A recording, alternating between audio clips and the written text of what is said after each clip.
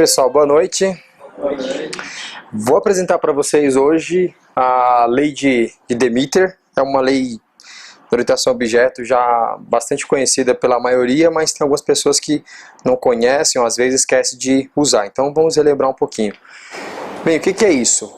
O que é a lei de Demeter, né? A lei de Demeter ela é um princípio, tá, que também pode ser chamada de princípio do mínimo conhecimento possível, e é um princípio que é um guideline para desenvolvimento de software, né?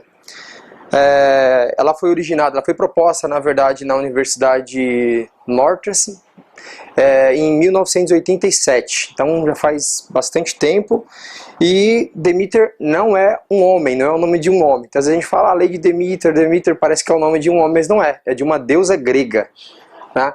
E esse nome ele foi originado de um projeto, chamado Projeto Demeter também, que era uma programação adaptativa, já começando ali a utilizar programação orientada a aspecto, né?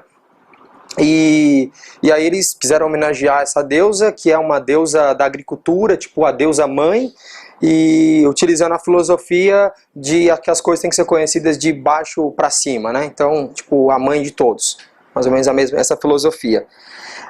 Esse princípio ele pode ser resumido nessas três frases aqui. Então, primeiro que uma unidade ela tem que conhecer o mínimo possível, ou seja, o conhecimento dela de outras entidades tem que ser mínima, né? E ela só pode conversar também com outras entidades que estejam relacionadas com ela diretamente.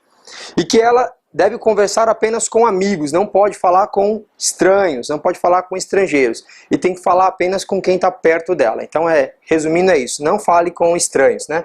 Essa é a analogia para a lei de Demeter. Qual é a vantagem disso? A vantagem é que você vai melhorar a manutenção do seu código, vai ficar mais fácil de você adaptar, de você expandir, você vai ter menos dependência. Porque você imagina que você tem uma classe e que os métodos dela, que os atributos dela está sendo utilizado em outras classes do seu sistema, e aí de repente você precisa alterar esses atributos. Se você não estiver respeitando a lei de Demeter, você vai ter que sair mudando num monte de lugares do sistema por causa que você alterou uma entidade. E além do que, você vai quebrar também o encapsulamento da sua classe, você vai ter dependências, né, da sua classe espalhadas em vários lugares. Se você está com isso encapsulado dentro da sua entidade, se a sua entidade controla os atributos dela, se você alterar apenas nessa classe, as outras classes não vão precisar ser alteradas. E era legal também quando você utiliza a arquitetura em camada, né? Mais ou menos como a gente está fazendo agora. Porque quando um módulo depende de outro, um exemplo que a gente tem aqui é um fiscal para o financeiro, né? O fiscal precisa gerar uma duplicata. Então, a lei de Demeter diz que as classes de uma camada, elas devem conversar apenas com quem está naquela mesma camada que ela, não com pessoas que têm outras camadas porque são estranhos. Então, significa que as classes do fiscal não podem conversar com as classes do financeiro, apenas com as classes do fiscal. E se ela precisa conversar com as classes do financeiro, ela tem que chamar uma interface, né? E aí sim a implementação dessa interface é que vai conversar com as classes do financeiro. Por que isso é bom, né? Porque se eu precisar alterar qualquer coisa no financeiro, desde que eles mantenham o contrato, que é a interface, eu não preciso me preocupar com o que eles estão fazendo lá. O fiscal vai continuar funcionando. Se eu não estiver respeitando isso, uma alteração que eles fizerem lá no módulo do fiscal, do financeiro, eu vou ter que alterar o fiscal também. Então, melhora essa manutenção, tira esse acoplamento, né? E o seu código fica mais fácil de dar manutenção. Bem, a desvantagem é que é mais código, né? Quando você utiliza a lei de Demeter, obrigatoriamente você vai ter que escrever mais código. E isso pode, às vezes, em alguns casos, dar uma sensação de que o tempo, né, de execução é maior. Então, dependendo do que você está fazendo, aquele vai chamando o método, a pilha vai ficando maior do que fica normalmente, tá? Então, esse é um problema. E você pode ter um overhead de espaço também aí, tá? Então, essa é uma das vantagens, uma das desvantagens, tá?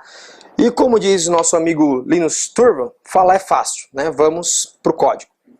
Bem, um exemplo ruim aqui. Nesse exemplo, nós temos três entidades aqui envolvidas. Então, uma delas é endereço, todas usando interface. Então, endereço, você tem a casa e você tem a pessoa. O que a gente vai falar aqui é o zip code, que é o CEP.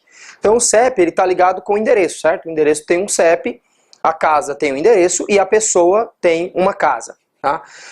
E aí eu quero acessar qual é o CEP daquela pessoa.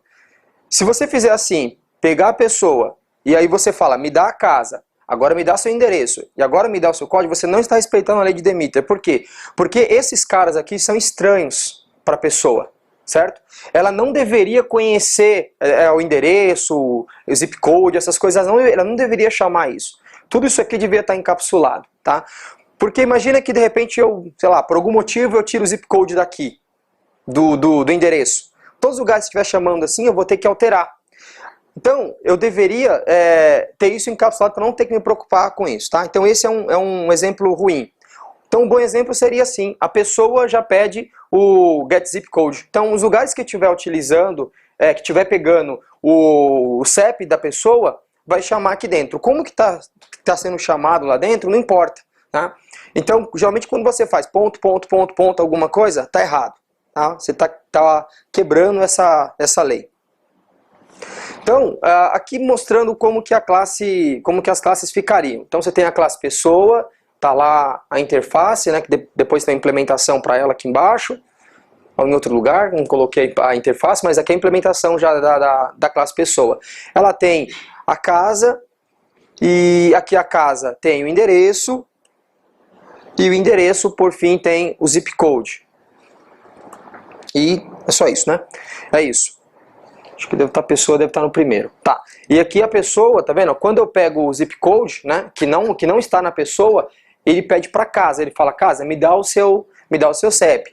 E a casa, por sua vez, também não tem. Ela vai falar pro endereço. Endereço, me dá o seu zip code, né? Vai passando um pro outro. Então, isso aqui vai gerar mais código com certeza, mas vai garantir pra gente encapsulamento e a gente não vai quebrar essa regra de ficar acessando métodos que a gente não deve, tá? Todo mundo entendeu esse exemplo? Então, beleza.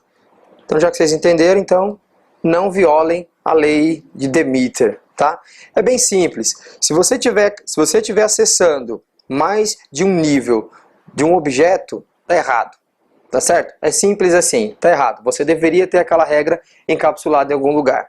Da mesma forma também, que se você precisar utilizar dentro da sua entidade algum atributo para você poder fazer alguma coisa, e esse atributo estiver em outro objeto, né, é importante que você passe o atributo para a sua classe. E você não passe esse outro objeto para dentro da sua classe, mas passe o atributo que você precisa. Por quê? Porque senão você vai criar uma dependência com esse outro objeto também. Um exemplo, um produto e ele precisa calcular o preço. E aí a gente tem uma entidade chamada margem, por exemplo, que é onde fica todas as margens do mundo, certo? E essa margem tem um valor. Na verdade, o que o produto vai precisar é o valor. Só que em vez de eu passar apenas o valor, eu passo a margem lá para dentro. Então eu estou criando uma dependência entre esses dois objetos. Se o que eu preciso é apenas o valor, eu devo passar apenas o valor para dentro da classe produto. E não passar a outra classe inteira, justamente para não ter esse problema de conhecer uma coisa que eu não deveria conhecer. Não precisa conhecer, é estranho. Então é isso que a lei de Demeter fala pra gente. Ok? É isso aí, obrigado.